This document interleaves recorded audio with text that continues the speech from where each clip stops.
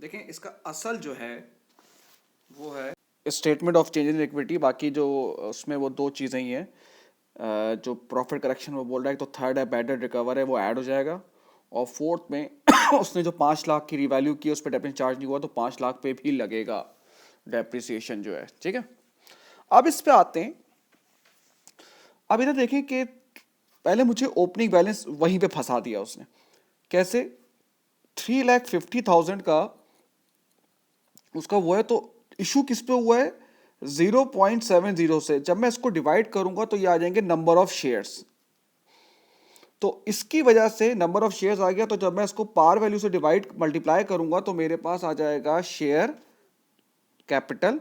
और जब मैं इसी को मल्टीप्लाई करूंगा 0.20 से, क्योंकि 0.50 पार वैल्यू थी और 0.70 इशू किया तो 0.20 का प्रीमियम हो जाएगा। तो ये आ जाएगा इसका आई थिंक 100 आ जाएगा। ये कुछ दिया हुआ नहीं है। और रिटेन अर्निंग का आपको दिया हुआ है 904। ये अच्छा सवाल है, स्टार्ट करते हैं।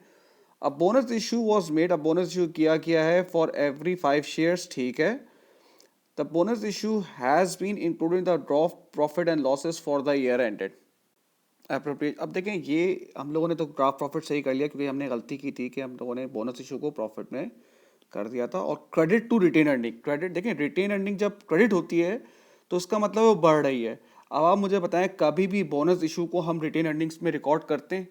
हम नहीं करते। तो पहले जो बोनस इशू होगा हम उसको वहां से काटेंगे कि भाई आपने गलती से जो है वो वहां पे डाल दिए थे।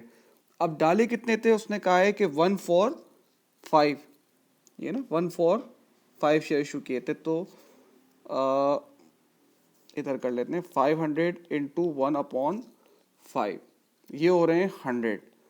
तो इसकी पार वैल्यू कितनी थी? 0.5, ये हो जाएगा 50। इसका मतलब है गलती से आपने 50 यहाँ पे रिकॉर्ड कर लिया था तो यहाँ से आपने काटा। ठीक है, असल में रिकॉर्ड क्या होना चाहिए? 50 आपके शेयर कैपिटल से, और ये एडजस्ट कहाँ से होगा? शेयर प्रीमियम से। ठीक है ना, ये जो 50 है ना बेटा, ये हमने गलती से यहाँ पे रिकॉर्ड कर दिया, तो इसको हमने रिवर्स किया और फिर इसको अपनी अपनी जगह पे रिकॉर्ड कर दिया। सेकंड कह रहा है कि उसके कस्टमर जो है वो डबल हो गए और कंपनी ने कहा कि भाई हम बहुत अच्छा काम कर रहे हैं, और उसकी वजह से उन्होंने अपनी गुडविल रिकॉर्ड कर ली। सबसे बड़ी गलती भाई, इस तरह से कोई इंटरनली जनरेटेड, इसको कहते हैं इंटरनली जनरेटेड गुडविल, कि आपने कहा यार ये सब चीज़ें हो रही है और आपने उसको क्या कर दिया? रिकॉर्ड कर दिया। ठीक है भाई, तो ये इस तरीके से नहीं होता। आपने गलती से उसे रिकॉर्ड कर लिया था तो आप क्या करेंगे? उसे माइनस करेंगे। अच्छा, ये भी आपने गलती से कहाँ डाल दिया था? देखें, क्रेडिट रिटेन अर्निंग में। तो ये आपने गलती, जो गुडविल जो है वो गलत रिकॉर्ड कर दी थी, तो आप उसको यहाँ से माइनस कर देंगे। तो सर इसको कहाँ लेके जाएंगे? कहीं भी लेके नहीं जाएंगे कि इंटरनली जनरेटेड गुडविल आप कभी भी रिकॉर्ड नहीं करते, तो ये राइट ऑफ कर दिया हमने। फिर थर्ड देखें, bad debt written off has been recovered, this had been credit. Again ये भी आपने क्रेडिट कर दिया। अब आप मुझे बताओ, बैड डेट रिकवर कभी भी रिटर्न अर्निंग में जाता है? इसको भी बैड डेट को हम रिवर्स करेंगे, यहाँ से माइनस करेंगे, और हमने कहाँ रिकॉर्ड कर दिया होगा भाई? वही हमने अदर इनकम में रिकॉर्ड कर दिया होगा। फिर हम फोर्थ देख लें, premises for purchase the market fail each year, तेवर 5 लाख हो गई। पहले 2 लाख थी, नहीं अब 5 लाख है, तो 2 लाख से आपने बढ़ाई है। अब ये देखो, जो उसने बढ़ाई है वो भी उसने क्रेडिट कर दी रिटर्न अर्निंग में। भाई यहाँ से हटाएंगे हम जो रिवैल्यूएशन हुई है। अच्छा, अब ये रिवैल्यूएशन आपको पता है statement of change in equity में जाता है, तो वो यहाँ से काटेंगे क्योंकि गलती से हमने इसको रिकॉर्ड कर दिया था रिटेन अर्निंग में। सर वहाँ से काट दिया। अब ये हमारे पास हवा में उठा हुआ है। अब इसको कहाँ रिकॉर्ड करेंगे? सर ये रिवैल्यूएशन रिजर्व है तो ये इसमें जाएगा।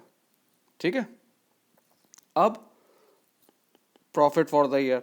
अब ये देख लें, जो हमने करेक्टेड, अभी मैंने किया नहीं है, मैंने कहा था ना खुद कर लेंगे, जो उसमें देख के जो करेक्टेड प्रॉफिट है वो है 438, और जो सवाल में आपको रिटर्न अर्निंग दी हुई है वो दी हुई है 316। इसका मतलब है इतनी रिकॉर्ड हो चुकी थी, ठीक है ना, और इतना असल में आया है, तो उसका मतलब है डिफरेंस होगा, वो मजीद रिकॉर्ड करेंगे। अब उसमें क्या किया है? अब इंटरिम डिविडेंड भी आपको दिया हुआ है सवाल में, अगर आप उसमें देखेंगे तो आपको दिया हुआ होगा। तो इंटरिम डिविडेंड जो है वो भी आप माइनस कर देंगे 12 से, और फाइनल डिविडेंड भी जो दिया हुआ है वो भी आप माइनस कर देंगे। ठीक है, अब इसकी बैलेंस शीट है, अब ज़्यादा मुश्किल नहीं होगा इसमें बैलेंस शीट में आपको, तो बस ये फिर अब यहीं तक रखते हैं।